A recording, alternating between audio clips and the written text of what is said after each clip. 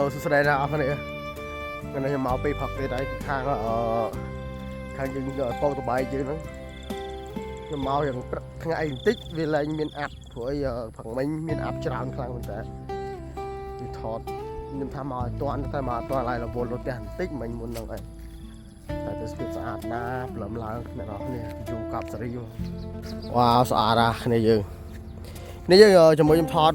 World People ឲ្យអ្នកនរគ្នាចាំមើលសម្រាប់ដាក់តាំងលើអេក្រង់ណានេះទេសភាពគឺស្អាតខ្លាំងមែនតើអត់ដឹងថាមិនទេទេសភាពនៅម្ដុំយើងតពងតបៃនេះគឺស្អាតខ្លាំងខ្ញុំតែងតែអង្គុយលេងពេលល្ងាចពេលព្រឹកអីចឹងណាពេលព្រឹកអត់ថយពេលព្រឹកយើងរវល់ការងារអីផ្សេងតែថ្ងៃនេះខ្ញុំឆ្លៀតមកថតបន្តិចខ្ញុំព្រួយវាមានអាប់មុនហ្នឹងវាមានចុះអាប់ចុះអីចឹងណាឥឡូវខ្ញុំថត World People ហើយអ្នកនរគ្នាចាំមើលទៅហើយអ្នកនរអាច save ពីក្នុង page របស់ខ្ញុំយកទៅតាំងបាន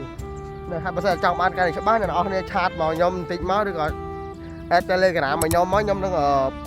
បាញ់រូបភាពនោះទាំងអស់ឲ្យអ្នកនរគ្នាប្រើដល់ free អត់គិតលុយទេគឺចែករំលែក free សម្រាប់ World People ដែលខ្ញុំបានថត